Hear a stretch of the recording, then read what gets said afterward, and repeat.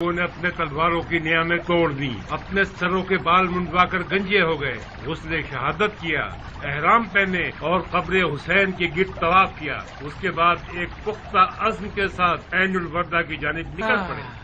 خدا ان لوگوں کی مغفرت کرے، اچھے لوگ تھے بیچارے۔ اگر وہ لوگ جیت گئے تو؟ تم میں لوگوں کی پہچان نہیں ہے ابراہیم، تم میں لوگوں کی پہچان نہیں ہے ابراہیم۔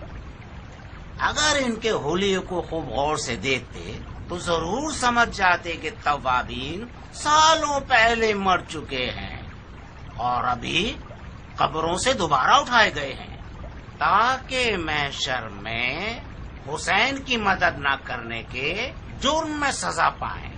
تم مٹھی خیالات کے قیدی بن گئے ہو بن یزید۔ اس دن سے ڈرو کہ توابین عین الوردہ کے فاتح بن جائیں، اور جب وہ دن آئے گا تو عراق میں زبیریوں کی موت کا دن ہوگا۔ تم کس بات سے خوف زدہ ہو ابراہیم؟ ہم توابین کے دوست ہیں نہ کہ دشمن۔ توابین سمجھ گئے ہیں کہ تم مروانیوں کے مقابلے پر ان کے ذریعے ایک گوشت والی ڈھال بنانا چاہتے ہو۔ ہمیں توابین کے کام میں دخل اندازی نہیں کرنی چاہیے تھی۔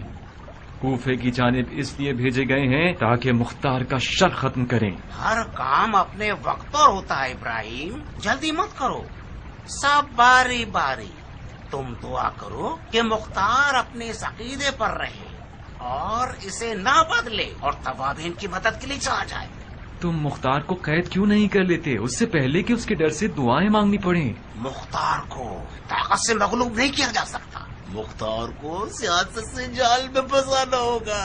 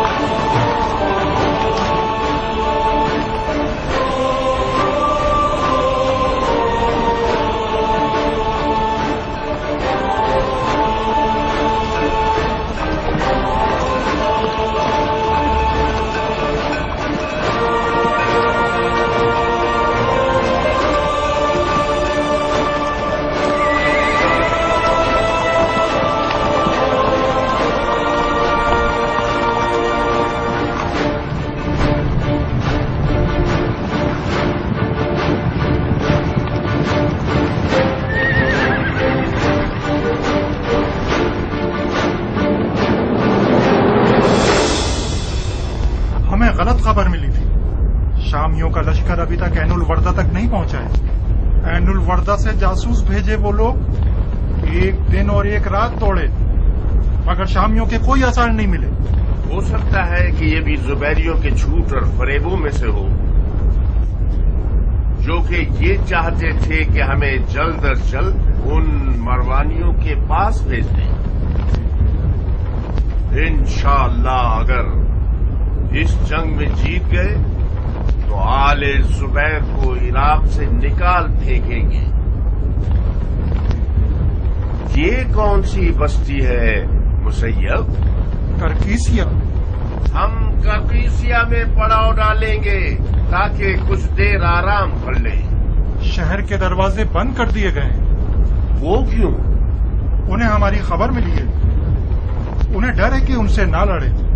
سید، حاکم کرکیسیا تو تمہارا جاننے والا ہے، تو اس نے آخر ایسا کیوں سوچا؟ کیا کہوں، یقیناً توابین کے ارادے سے واقف نہیں ہے۔ مسیب، اپنے جاننے والے کے پاس جاؤ اور کہو کہ ہمارا ارادہ شامی لشکر سے لڑنا ہے۔ کہو کہ ایک بازار لگا دیں تاکہ ہم لشکر والوں کی ضرورت کا سامان خرید لیں۔ جی شیخ۔ رفا، یہ پیغام ابو اسحاق کے لیے بھیج دو۔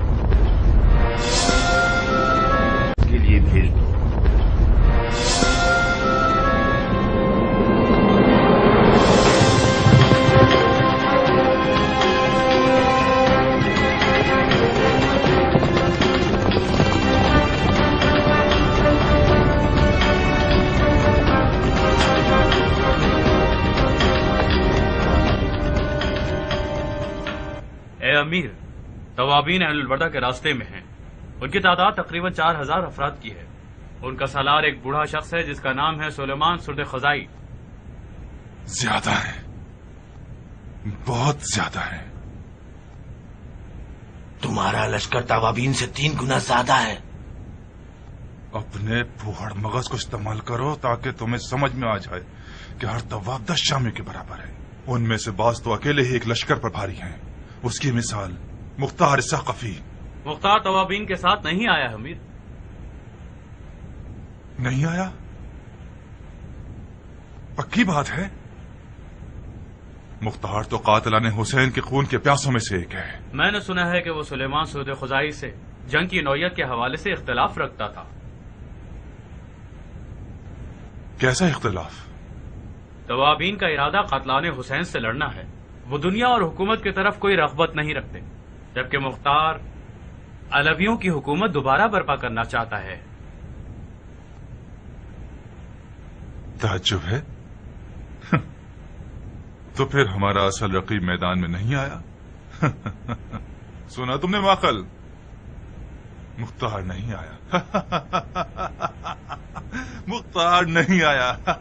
یہ کذاب ثقفی پتہ نہیں کب تک ہمارے خوابوں کی وحشت بنا رہے گا. شرحبیل ابن زیکلا حسین ابن نمیر کو پیغام دو کہ جلد سے جلد عین الوردہ پہنچیں. تم نے توابین کو کہاں دیکھا؟ قرقیسیہ میں پڑاؤ ڈالا ہوا تھا. میں چاہتا ہوں شرحبیل اور حسین توابین سے پہلے عین الوردہ پہنچ جائیں تاکہ زیادہ سے زیادہ اچھی آرائش لشکر کر سکیں. حسین بن نمیر کو لکھو کہ توابین شیعوں کے لشکر کا مقدمہ ہے. اس میں کوئی شک نہیں کہ ان کے زندہ رہ جانے والے مختار کی فوج سے جا ملیں گے. لہذا جتنا ہو سکے ان کا قتل عام کرو.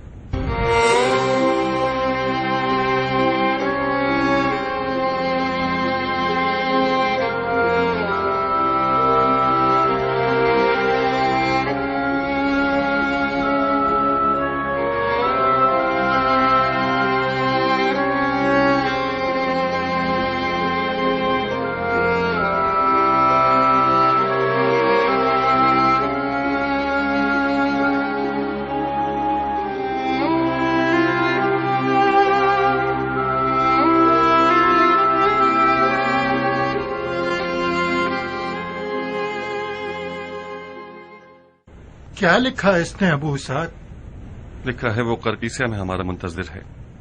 وہ کس لیے؟ مدد مانگی ہے اس نے. بظاہر وہ زبیریوں کی چال کو سمجھ گیا ہے. جب تک سلیمان نے خود سے نہیں بلایا تھا ہمارے پاس عذر تھا. اب جبکہ اس نے بلاوا بھیج دیا کوئی عذر نہیں. ہمیں اس کی مدد کرنی چاہیے. صاحب کیا پتا کہ یہ بھی بن یزید کی چالوں میں سے ایک چال ہو.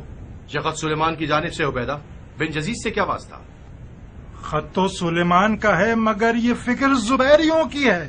مجھے یقین ہے کہ بن یزید نے سلیمان کے اس قدر کان بھرے ہیں کہ اب وہ مختار سے مدد مانگنے پر مجبور ہو گیا. ہم حد سے زیادہ بد نظر ہو گئے عبیدہ.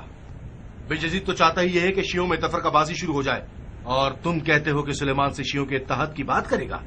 کیسی باتیں کرتے ہیں. اگر کوفہ شیعوں سے خالی ہو گیا اور سب کے سب شامیوں سے لڑنے چلے گئے تو پھر بن یزید ہوگا اور کوفہ جو کہ زبیریوں کی ہماجگاہ بن جائے گا. اس وقت شیعوں کو کوفے کی گلیوں میں سر اٹھا کر چلنا بھی نصیب نہیں ہوگا اس ڈر سے کہ وہ علی کا شیعہ ہے. اگر ہم سلیمان کی مدد کے لیے چلے گئے اور شامیوں کو مار بھگائے تو کیا پھر بھی زبیری کوفے میں حکومت کر سکتے ہیں؟ اگر صرف حلوہ حلوہ کہنے سے منہ میٹھا ہو سکتا ہے تو شام کی فوج بھی اگر کے خیالات سجانے سے ہار جائے گی. مروانی اپنی پوری طاقت کے ساتھ میدان میں اتر آئے ہیں صاحب. شیعہ اکیلے ان کا مقابلہ نہیں کر سکتے. پورے عراق علب کو مل کر ان کا مقابلہ کرنا ہوگا. بھائیو، میں نے سلیمان کے اس خط کو پڑھ کر آپ لوگوں پر سے اپنی بیعت اٹھا لی. جو بھی چاہے توابین کی فوج سے ملحق ہو سکتا ہے. تم کیا کرو گے مختار؟ قرقیسیہ جاؤ گے؟ خدا کی قسم اگر مجھے ذرہ برابر بھی جیتنے کی امید ہوتی تو اپنے قدم نہ روکتا. مگر افسوس شامیوں پر غلبہ کرنا کوفے پر غلبہ کیے بغیر میسر نہیں ہو سکتا. مختار،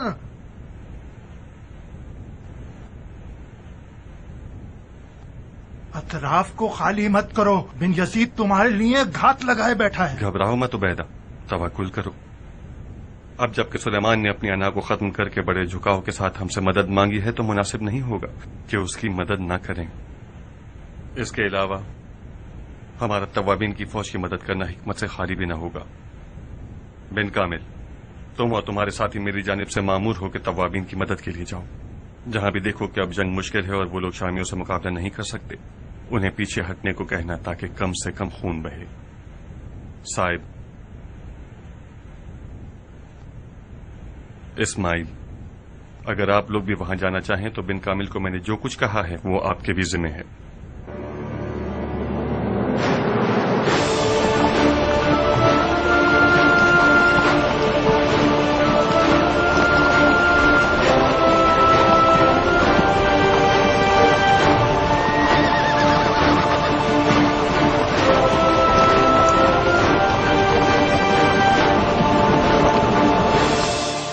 بن کامل اور صاحب مختار کے ساتھیوں میں سے ہیں. مجھے لگتا ہے کہ یہ ان کی ذمہ داری ہے کہ توابین کی فوج میں کود ڈالے.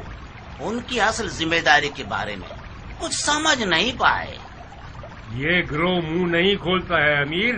بڑی مشکل سے ان کے منہ سے کوئی بات نکلوائی جا سکتی ہے. مطلب کیا یہ ہو سکتا ہے کہ وہ لوگ سلیمان اور اس کے ساتھیوں کے درمیان پھوٹ ڈال کر انہیں شامیوں کی جنگ سے روک سکیں؟ کیا کہہ سکتا ہوں امیر. بعید نہیں ہے کہ ان کا ارادہ توابین کو سست کرنے کا ہو. یہ ہو سکتا ہے کہ خود سلیمان ان کی باتوں میں نہ آئے، مگر سارے توابین تو سلیمان کی طرح نہیں ہیں. یہ لیجئے، یہ رہا علی جناب کی احمقانہ سیاست کا نتیجہ. مختار نے ایک چال کے ذریعے سے آپ کی پوری بازی خراب کر دی.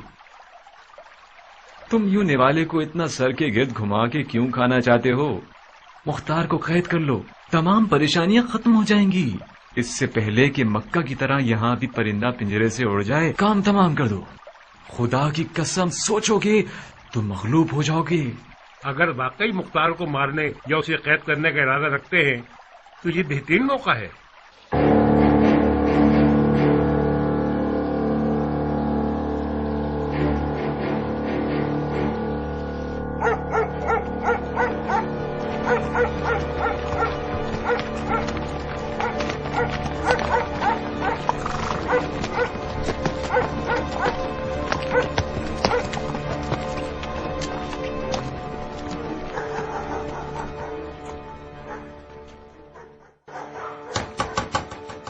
عبیدہ ٹھیک کہہ رہا تھا، آ گئے وہ لوگ.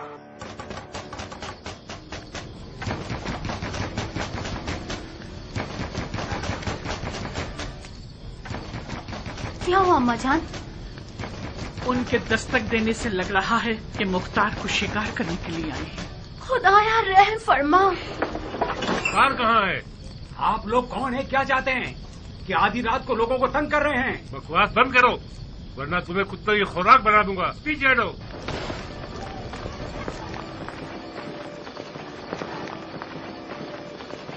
مختار کہاں ہے؟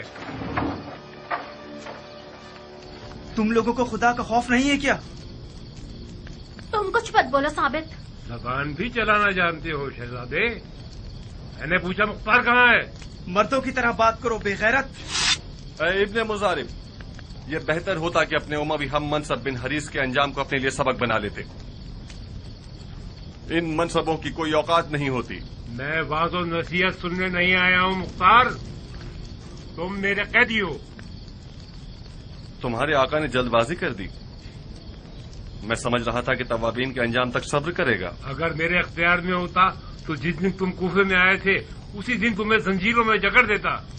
تمہارے جیسوں کے ہوتے ہوئے کوفہ کبھی خوشحالی نہیں دیکھے گا. اس سے پہلے کہ تمہاری توہین کروں، چلو میرے ساتھ.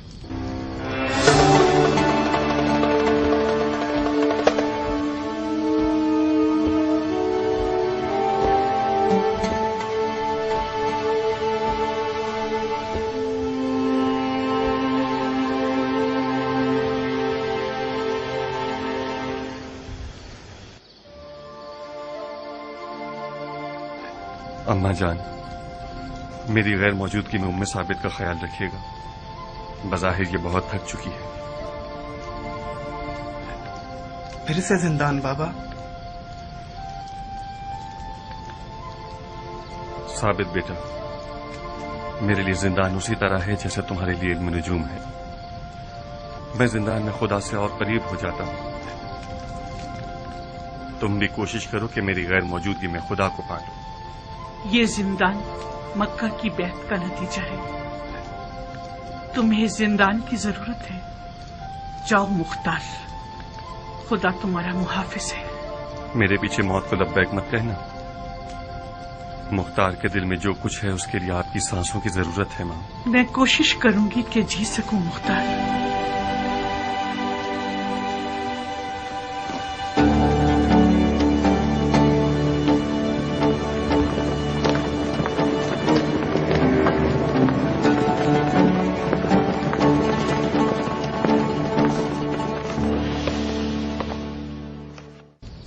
वाह वाह, कूफे के दोनों नए चापलूस हुक्मरान बजाते खुद आए हुए हैं। आप लोगों ने आधी रात को क्यों जहमत की? आपके नौकर काफी हद तक समझदार और फरमाबरदार हैं। हैफ है कि अपनी नमाज शब से महरूम हो गए आप। हम उस घर को करीब से देखने के लिए आए हैं जिसने मुसलमानों के खुलफा के खिलाफ इस कदर साजिशें की हैं। बेशक सबसे कमजोर घर मकड़ी का घर होता है, समझे? तुम उसी तलहा के नवासे हो कि इन्हें साबित कर दिया कि मुख्तार अली का शिया है। तुम बहुत होशियार हो मुख्तार, बहुत। ये मैं उस वक्त समझा जब तुमने कूफे की अमीरी को ठुकरा दिया। मक्के से फरार खलीफा की परेशानी का सबब बना, लिहाजा मुझे भेजा ताकि तुम्हें महार करूं। इब्ने मुजारिब, जी अमीर। इस सोए हुए शेर को एहतराम के साथ उसके नए घर का रास्ता दिखाओ। चलो मेरे साथ।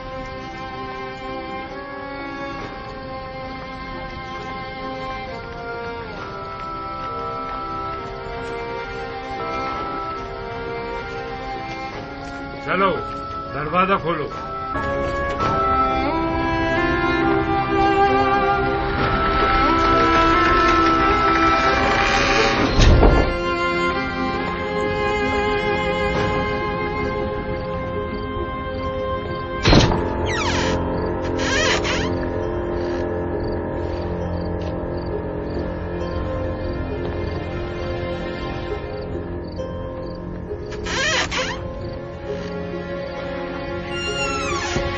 जुबैर का जिंदान बान बनना तुम्हारी मजबूरी थी क्या, जो अपनी आबरू का सौदा कर लिया बगैरत? देखचा देखचे से कहता है कि तेरा मुंह काला है। अगर आले जुबैर की बैत करना ऐब है तो तुमने क्यों बैत कर ली और उनके लश्कर के सलार बन गए?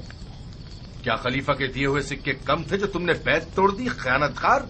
बगैरत, मैंने इसलिए बैत तोड़ दी क्योंकि मैंने देखा कि आले जुबैर न दीन को जानता है और न रसूल को। पनाहे खुदा, बिलाखिर बैत तोड़ने वाला दीन का गमख्वार बन गया, माँ से ज्यादा चाहने वाली दाया बन गए हो। ये बातें उन मुट्ठी भर अजम लोगों से कहो जो समझते हैं कि मुख्तार उनका बचाने वाला फरिश्ता है। तुम दोनों आपस की लड़ाई खत्म करो।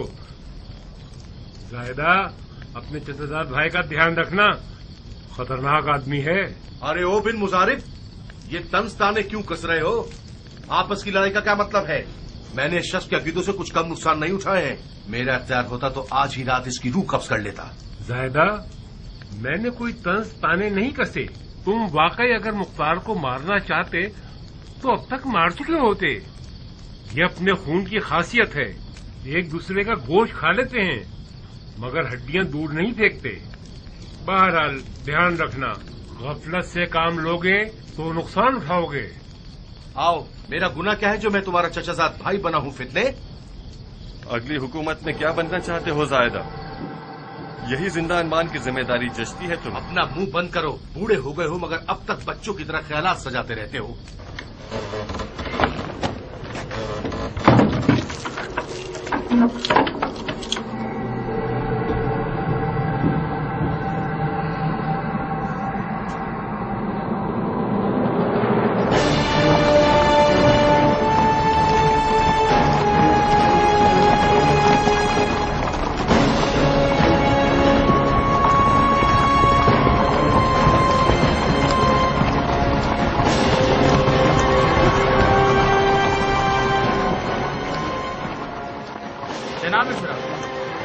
हुसैन इब्न नुमैर ने हुक्म दिया है कि उसे एक मंजिल पीछे पड़ाव डालिए।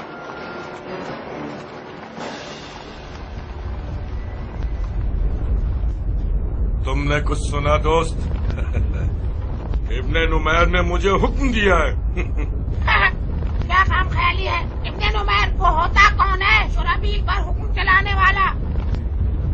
शुराबील सिर्फ इब्न ज़ियाद की सुनता है और किसी की नहीं। हम यहीं पड़ाव डालेंगे, एक मंजिल आगे इब्न नुमैर से।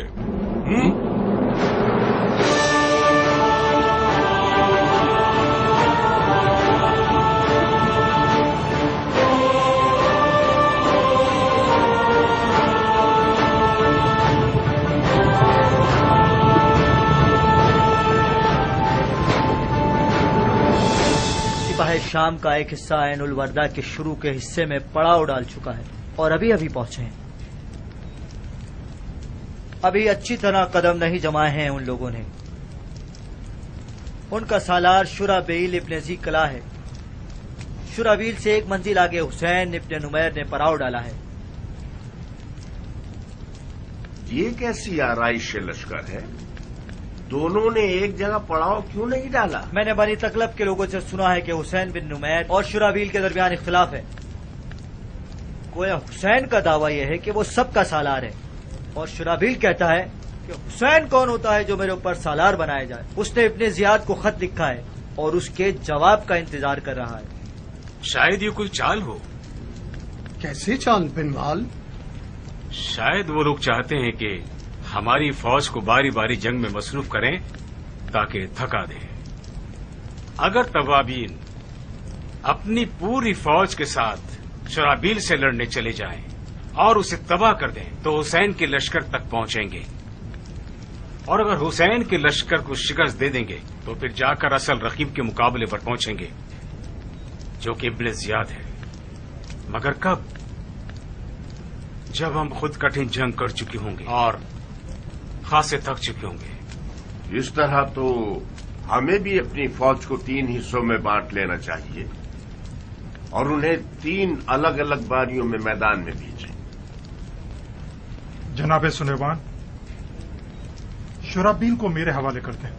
खुदा तुम्हें अज्र दे बंदा खुदा। इतनी आसानी से तो मैं ये नहीं कर सकता। ये सब के सब लड़ने आए हैं। हमें कुरानंदाजी करनी होगी मुसैयब। जिसका भी नसीब हुआ वो शुराबील से लड़ने जाए।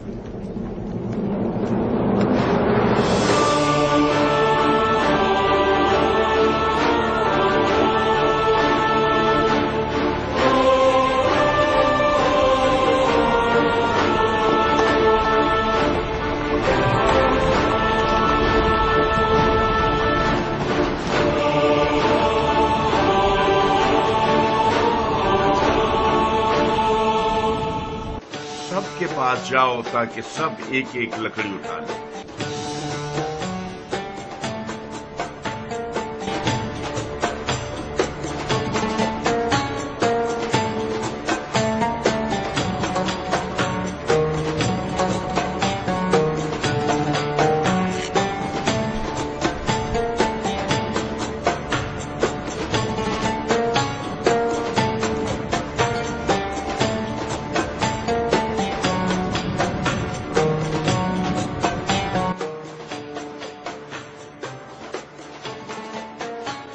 सारी लकड़ियों को मिला के देखिए, उसे चुना जाएगा जिसकी लकड़ी सबसे छोटी।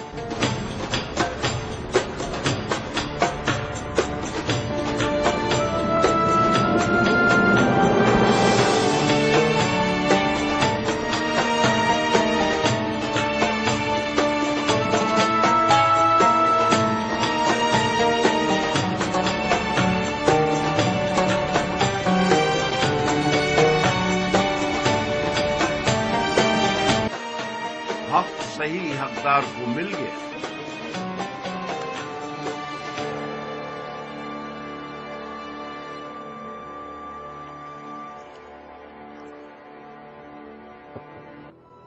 जनाब शुराबील, या जंग या ये कि वो लोग जो फर्जंद रसूल के कत्ल में शरीक थे और आप लोगों के दरमियान इस वक्त मौजूद हैं, انہیں ہمارے حوالے کر دیجیے۔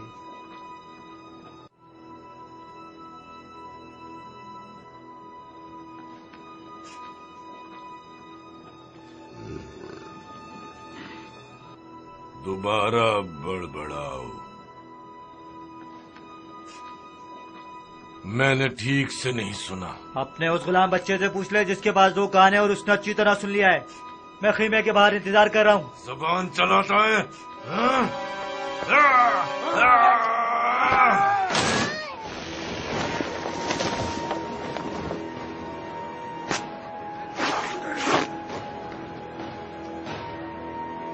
جنگ کے نعرے بجاؤ، ہم لڑیں گے۔